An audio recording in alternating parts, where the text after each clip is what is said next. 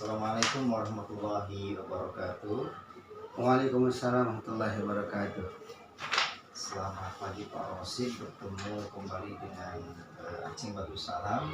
Di sini saya mengucapkan terima kasih atas kesediaan waktunya dalam wawancara eksplorasi identifikasi masalah di tugas kuliah saya PPG kelas 11 Universitas Semarang. Silakan Pak Rosid untuk memperkenalkan diri sebelumnya. Baik, sama-sama Pak Ceng kami ucapkan sebagai pimpinan At-Taqwa tentunya menyambut baik wawancara ini demi lancarnya perkuliahan, tugas-tugas dan sampai nanti di ujiannya. Sebelumnya saya perkenalkan tentunya saya Muhammad Rosid sebagai salah satu pimpinan di At-Taqwa yang insya Allah mudah-mudahan kalau jawaban-jawaban bisa saya berikan, kalau tidak kita tangguhkan, kita cari berarti kalau ada masalah. Silakan baca. Baik, untuk kategori yang pertama terkait kemampuan memahami bacaan Pak Rosid. Nomor 1, menurut Bapak adakah program di sekolah yang dapat meningkatkan kemampuan membaca dengan pemahaman, atau dengan kata lain kemampuan memahami bacaan? Oh, baik, hal ini kita tentu akan jawab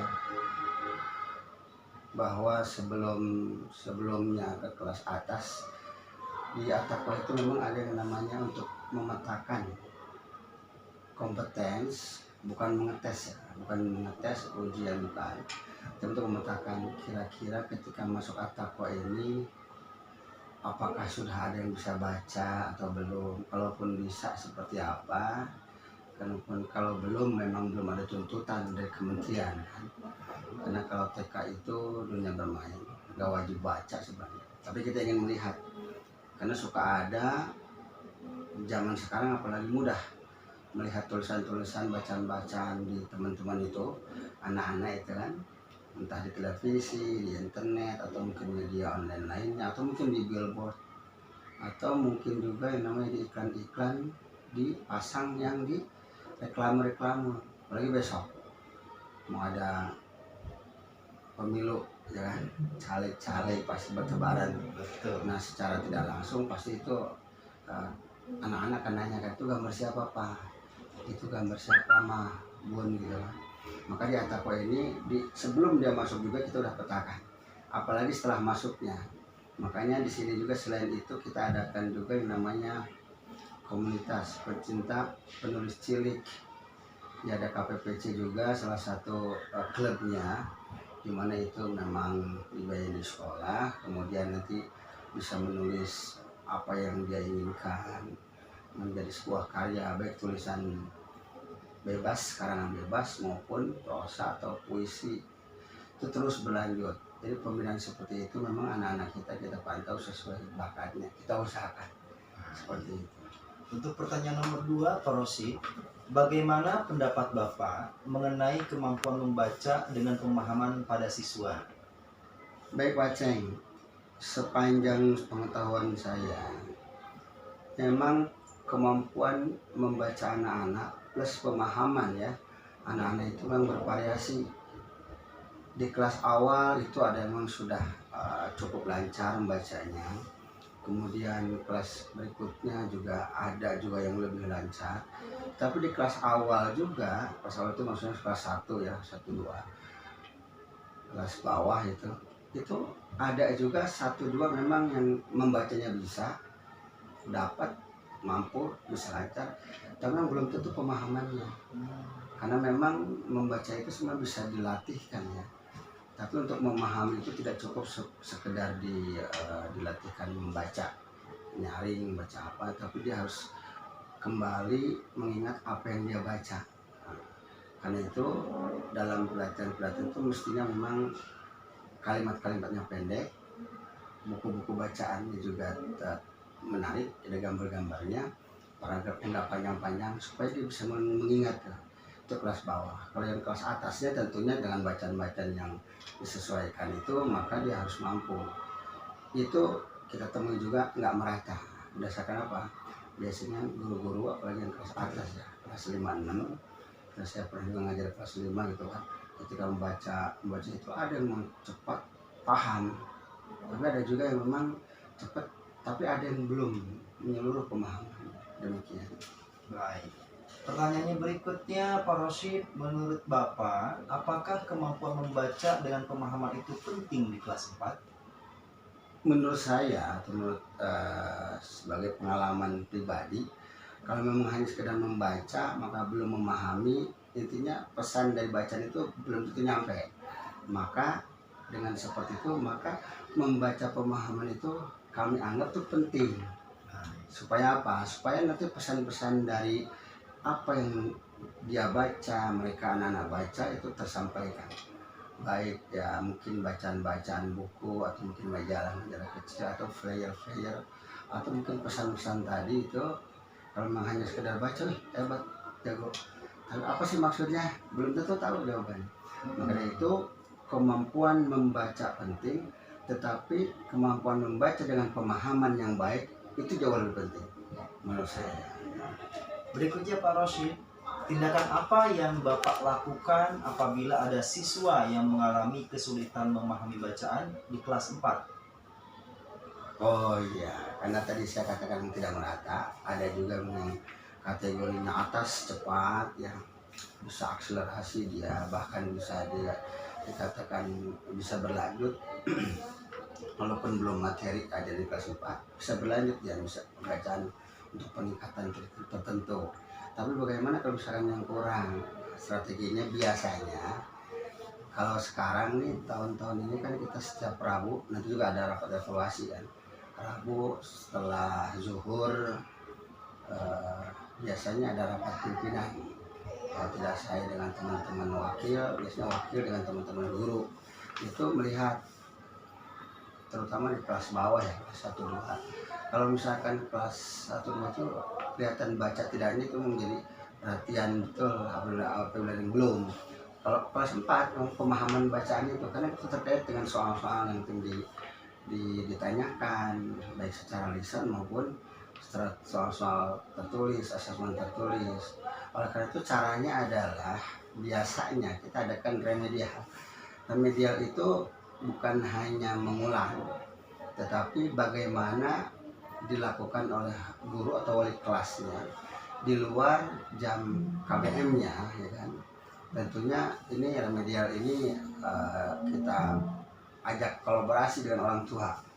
Biasanya waktunya memungkinkan ya, gitu kan. Kalau memungkinkan maka anak ini mungkin bisa pulangnya bisa lebih lambat beberapa menit harus dilakukan remedial tersebut. Kalau memang tidak, biasanya kami maunya di rumah. Oh silakan diatur, tapi tidak mengganggu jam sekolah. Itu silakan dengan orang tua. Tapi kita kita lihat ya bahwa itu ada anak-anak tertentu memang harus ditingkatkan pemahamannya dan itu didata. Demikian. Untuk nomor 5 sebetulnya sudah dijawab barusan Pak. Jadi bonus tadi langsung saya dapat bonus. Teman-teman sekalian, apakah ada kerjasama yang dilakukan orang tua dengan pihak sekolah untuk mengatasi masalah kesulitan memahami bacaan pada siswa kelas 4? Barusan tadi sudah dijawab, jadi komplit menjawab pertanyaan 4 sekaligus nomor 5. Untuk kategori berikutnya C2, kemampuan penjumlahan dan perkalian dasar Pak Rosyid. Ini numerasi ya. Ya, numerasi. Tentunya dasar itu seperti penjumlahan 2 angka di kelas 4 ataupun perkalian dasar 1 sampai 10 Pak maksudnya. Pertanyaan nomor 1, menurut Bapak, adakah program di sekolah yang dapat meningkatkan kemampuan penjumlahan dan perkalian dasar pada siswa? Ya, programnya. Ya, sebelum ke program itu sebenarnya yang melakukan wawancara ini Pak Aceh ini guru matematika.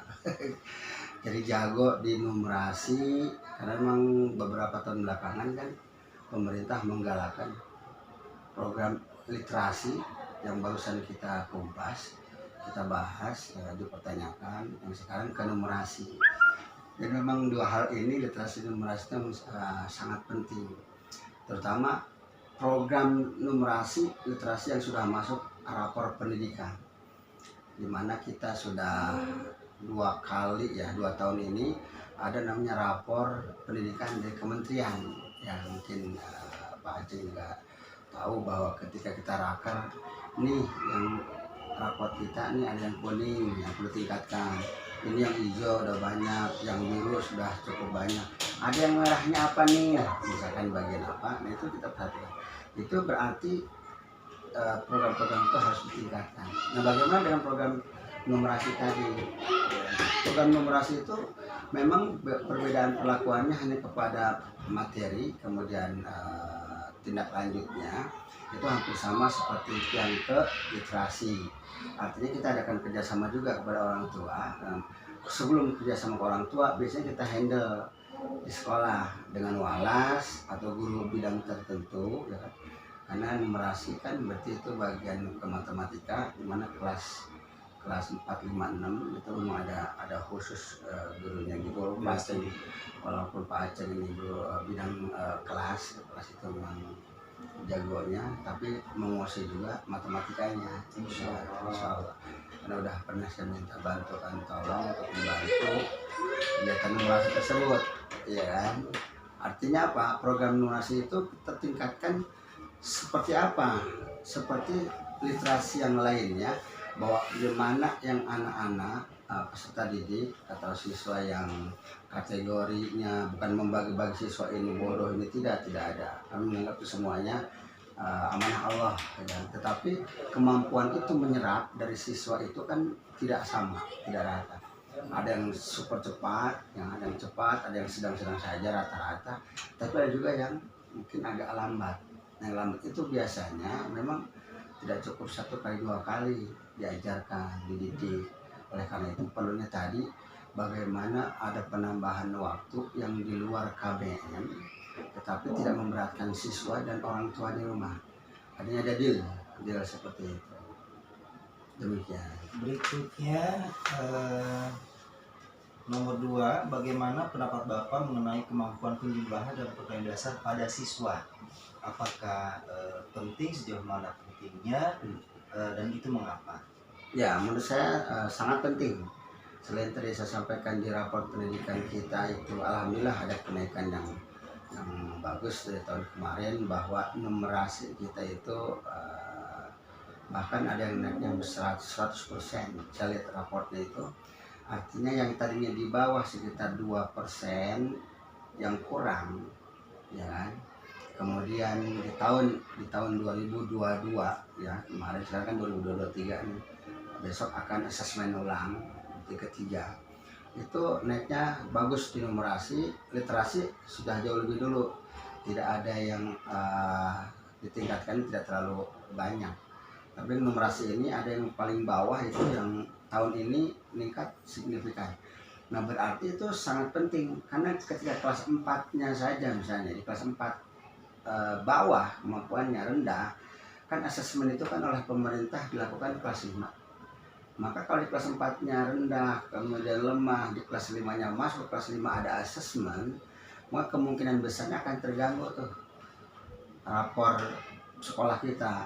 Nah, itu tentu efeknya imbasnya ke sekolah, yang bisa dilihat oleh masyarakat luas. Oh, Atako ini ternyata tahun ini matematikanya untuk numerasinya itu keren ya, lebih baik di tahun lalu, itu bisa dilihat sama masyarakat. Kemudian kalau misalkan tahun besok kemudian kelas 4-nya literasi numerasinya tidak diperhatikan, boleh jadi menjadi turun kan. Loh, kemarin bagus, sekarang kok menurun, ada apa?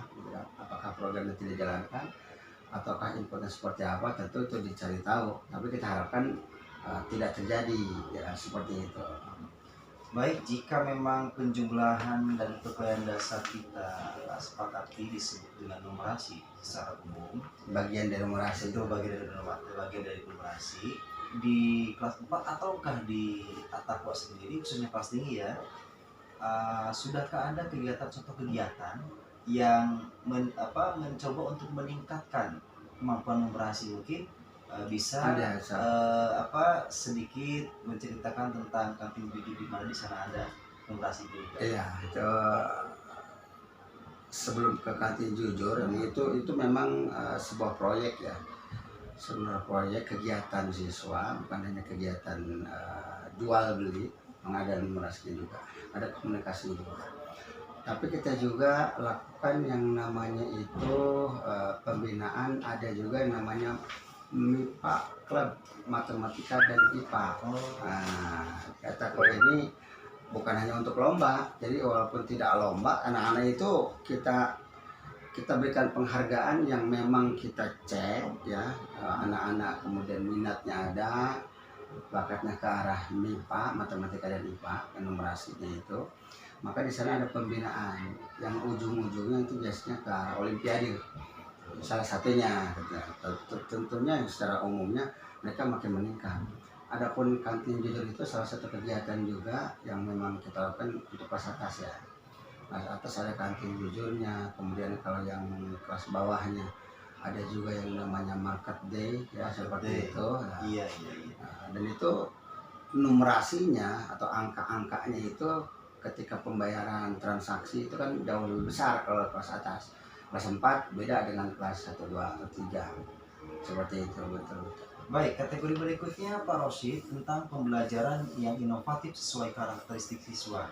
Pertanyaan pertama, apakah kepala sekolah memberikan bimbingan kepada para guru cara-cara mempelajari dan memahami karakter siswa? Oh, jadi kalau kepala sekolah, saya kan kepala sekolah biasa ya. Kalau saya sekolah biasa saya, justru gurunya yang luar biasa menurut saya. Dan salah satunya ini memang ada yang namanya Aceng Badrussalam yang juga kami anggap memang pembinaan perlu gitu kan. Tapi ketika guru-guru bisa jalan, kami hanya biasa mengawasi, kecuali ada yang kurang-kurang. Maka kita lakukan pemanggilan kepada guru-guru tersebut, bukan hanya aspek disiplin, tetapi juga model pengajaran, materi pengajaran, kan? Itu seperti itu. Jadi yang luar biasa itu di sini di Atapa banyak guru ya, banyak guru artinya ada 1-2, tapi banyak guru itu rata-rata sudah bisa. Karena kita udah punya program sendiri gitu kan, modul juga kita buat sendiri kan, artinya di Atapa ini membuat modul juga oleh guru-guru.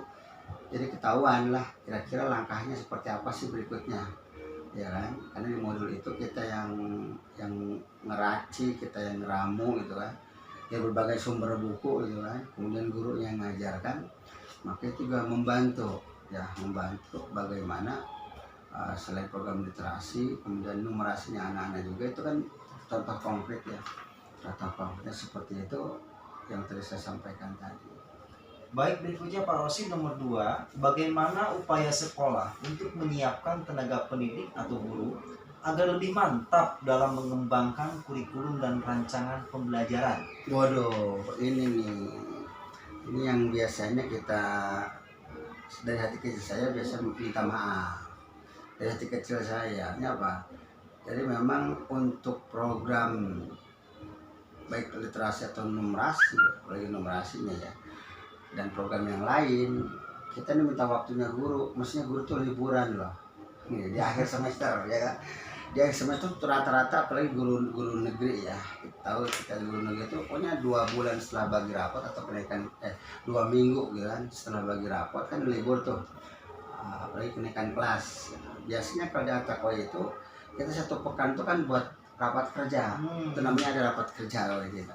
Rapat kerja itulah mungkin di hati kecil saya juga minta, waduh cuma guru-guru mesti liburan sama keluarganya itu kan, kalau kemarin sibuk atau jauh rumahnya itu kan, pengen pulang kampung segala macamnya. Tapi biasanya kita pakai 1 pekan pertama dari liburan ya kan, untuk apa? Membahas 1 semester ke depan, bahkan 1 tahun ke depan. Terus seperti itu. Jadi ada program rapat kerja guru dan karyawan. Sebenarnya bukan guru saja, tapi karyawan juga kita ajak.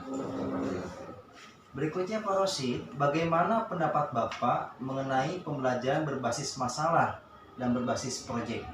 Waduh, ini yang perlu terus kita tingkatkan. Karena kan bagaimana pembelajaran dilakukan oleh guru-guru yang memang belum semua ya, artinya apa? Belum semua berbasis masalah. Biasanya banyak berbasis materi yang ada, ya kan? Nah, beberapa guru masih seperti itu. Jadi tekstual kepada buku-buku, modul-modul, ya kan? Modul yang dibuat, tapi itu memang maksud pengembangan yang lebih jauhnya sudah banyak guru-guru yang eksplorasi jauh, termasuk model Pak Aceh itu kan kuasanya cukup luas kan, dia bisa ngambil dari sana sini. Tapi kalau model guru baru guru baru biasanya ya kan kita ada juga beberapa guru baru kan, karena guru yang kemarin ada beberapa juga yang ketemu pemerintah tuh P3K ya kan, SN P3K kan diambil kan, kita sudah membina jauh-jauh 4 tahun 5 tahun bahkan yang sudah 8 tahun gitu kan, itu kan nggak mudah membinanya. Kemudian datang guru baru gitu kan, calon guru baru gitu kan, masih magang, adaptasi lagi ya, apalagi dengan dunia mereka yang kemarin COVID ya, artinya banyak online itu. Lagi wawancara dulu. Tunggu dulu ya. Jadi yang COVID itu kan banyaknya kan online tuh. Banyak juga mahasiswa yang jadi guru yang ngajar itu, karena biasanya di depan laptop ketika berhadapan dengan anak-anak ya kan, apalagi anak usia dasar ya kan, tidak mudah, tidak sama dengan ketika teman kita ngobrol. Adaptasi lagi. Nah, oleh karena itu bagaimana nih pembelajaran bisa berbasis project. Sekarang kan dibanyakan kan pembelajaran bagaimana pembelajaran berbasis project ya kan, project based learning, atau misalkan masalah itu berarti berbasis masalah, pembelajarannya itu bagaimana pemecahan masalah yang ada, ayo kita pecahkan. Misalkan permasalahannya di sini misalnya ya, ada masalah di sini nih, apa nih di kelas 4 misalnya, waduh di kelas 4 ini kita punya masalah ini nih, misalnya itu bisa ditemukan contohnya masalah ketertiban misalnya, kelihatan tuh kan, diajak diskusi anak-anak tuh bisa tuh, bagaimana bisa tertib, dibuatlah aturan bagaimana dimusyawarahkan, itu berbasis masalah. Tapi kalau misalkan berbasis proyek seperti yang kita lakukan kemarin tuh, ada yang namanya outing class. Semester ini juga ada outing class baru saja kemarin kan, belum lama outing class sebelum puasa gitu. Itu umumnya ketika outing class itu kita adakan proyek-proyek, apakah ke peternakan, kita lihat sambil enjoy menikmati alam atau hewan-hewan, tapi mereka dibekali bagaimana harus membuatkan laporan. Nah itu seperti itu kan. Baik, pertanyaan berikutnya sebetulnya sudah dijawab ya. Contoh kegiatan apa saja di sekolah Bapak yang menggunakan pembelajaran berbasis masalah project? Tadi ya, ada outing class, ada diskusi tentang ketertiban yang melibatkan siswa juga. Ada juga yang tadi kantin jujur, ada juga masalah kita ini, masyarakat ini susah mencari makan di masjid. Kita berikan bantuan, Jumat berkah, Jumat berbagi gitu kan. Ada juga seperti itu. Di keputraan juga nanti ada pemeliharaan mengenal hewan begitu. Ada lele, ada ternak ya kan.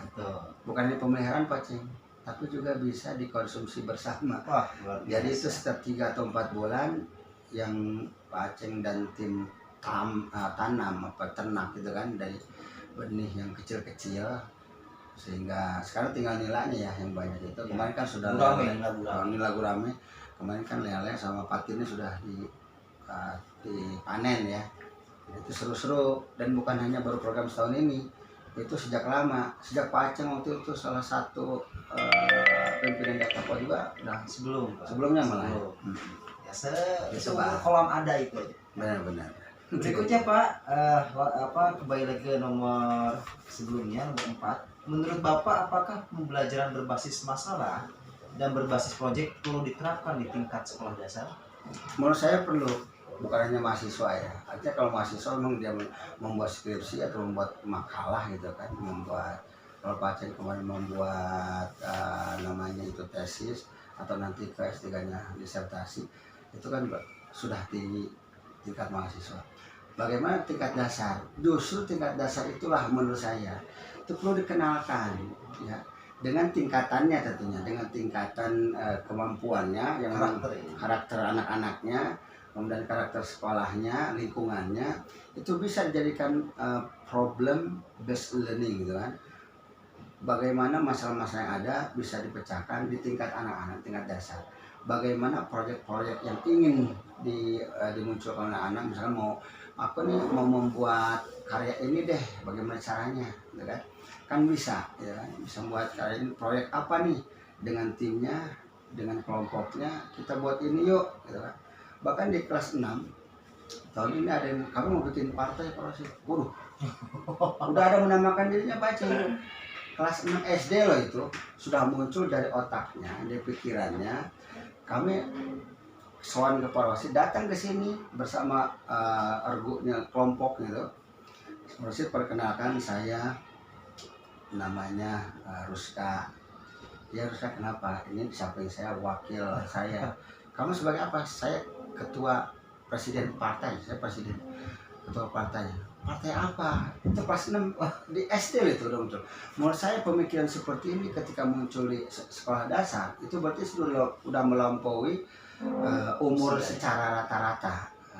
Berarti ada anak-anak seperti itu dan mau anak-anak yang diajak rombongan ke ruang ini tanpa dipanggil. Saya nggak tahu sebelumnya, tapi ada ketika itu mengenalkan saya ketua partai atau presiden ya partai. Loh, kamu bikin partai? Iya.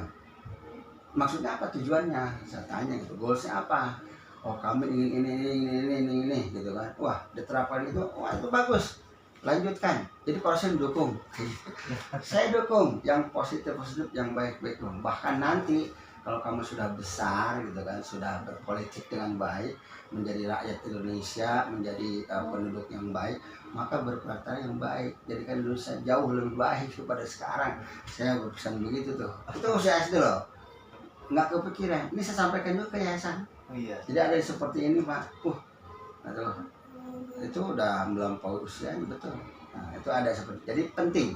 Menurut saya penting di usia sekolah dasar, di pendidikan dasar dikenalkan dengan pembelajaran yang berbasis kepada masalah atau pembelajaran berbasis kepada proyek. Karena dari situlah dikenalkan dia bagaimana memikir, ya, membuat konsep sederhana, kemudian bekerja sama dengan teman-temannya, kolaborasi dengan tim. Kenapa? Kayaknya menurut saya ke depan itu nggak bisa kita pintar sendiri, ya kan? Nggak bisa pintar sendiri. Artinya perlu ada tim kerjasama. Jadi kalau misalnya ada tim kerjasama, kita punya kemampuan ini, yang lain kemampuan itu, kita lemah di sini, yang lain ada di sana, maka itu jadi Saling kuat, saling melengkapi. Pertanyaan yang terakhir, Pak Rosid, bagaimana upaya kepala sekolah dalam mengarahkan guru cara memanfaatkan teknologi pembelajaran yang maksimal sesuai dengan materi yang akan diajarkan? Wah, ini pertanyaan yang disampaikan itu sebenarnya sangat aktual. Kemudian kebutuhan yang memang seperti itu di zaman belakangan ini. Apalagi pertanyaan terakhir, kita ini sudah di Ataqwa ya, kita sudah melengkapi sejak sebelum zaman Pak Aceh juga, cuman belum lengkap. Sebelum zaman Pak Aceh belum dilengkapi, zamannya Pak Aceh, kemudian sekarang sudah semua kelas sebenarnya dilengkapi dengan perangkat IT sebenarnya ya. Tinggal nanti penggunaannya ya kan. Penggunaannya bagaimana? Apakah sudah optimal, maksimal? Menurut saya ada yang sudah bisa dimaksimalkan, tapi masih ada guru-guru yang belum. Kembali lagi seperti kepada tadi saya sampaikan, ada guru-guru yang harus kita bina.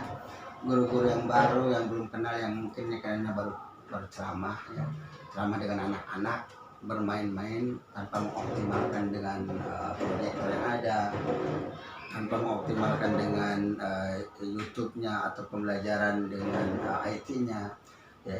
Mereka bagus aktif gitu kan. Nah, tapi sayang ketika kita sudah lengkapi kemudian kurang dioptimalkan sebagian gurunya, sebagian kecil guru ada. Tapi kalau saya lihat Pak Aceh itu justru laporan dari anak-anak murid itu, Pak Aceh itu ketika ada waktu yang memang sudah pembelajarannya sudah, kemudian atau sebelum pelajaran ada waktu, biasanya ngambil tuh hal-hal yang bermanfaat dari video-video atau film-film tayangannya ya, yang bisa dikaitkan dengan kehidupan sehari-hari atau aspek-aspek yang berhubungan dengan pendidikan ya, entah itu film lucunya atau mungkin film seriusnya ya. Nah, itu seperti itu ada baiknya, cuman tadi ada beberapa yang harus kita bina, yang udah 4 tahun, 8 tahun kemudian pergi diambil pemerintah kan. Yang baru lagi kan belum tentu juga. Dari nol lagi. Ya, ada yang dari nol lagi, betul. Ada yang dari nol lagi, tapi ada yang baru juga, ada yang sudah mantap juga ada. Baik Bapak, Ibu sekalian, alhamdulillah terima kasih Pak Rosid atas ruang waktunya dalam wawancara. Perlu diketahui Bapak Ibu sekalian, beliau ini kepala sekolah yang luar biasa. Setahu saya belum pernah marah ya ke teman-teman guru atau ke anak didiknya. Beliau mendidik dengan hati dan dengan penuh cinta. Amin. Alhamdulillah, di bawah arahan beliau, teman-teman guru makin bersemangat dalam upaya melayani setiap kebutuhan pendidikan daripada anak didik kita sendiri, ataupun berusaha untuk memperbaiki pelayanan komunikasi dengan orang tua dengan berbagai macam kegiatan. Itu mungkin Pak Rosyid dari saya.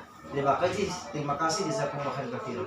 Selamat beraktivitas kembali. Semoga lancar, sukses dan buat meraih berikutnya supaya nanti insya Allah makin baik sekolah kita ini dengan guru yang terus menambahkan pelatihan-pelatihan. Jangan lupa nanti hasilnya itu sertifikatnya dilaporkan ke Pak Redi, operator untuk laporan ke kementerian biasanya. Karena setiap pelatihan ini sekarang melaporkan reportnya menjadi rapor pendidikan, rapor sekolah. Nah itu terus kita tingkatkan. Baru seminggu udah disetor sertifikat. Nanti, Amin ya Allah, amin. nanti kalau udah Mudah-mudahan jadi. lancar. Iya. Terima kasih. Wassalamualaikum warahmatullahi wabarakatuh. Waalaikumsalam warahmatullahi wabarakatuh.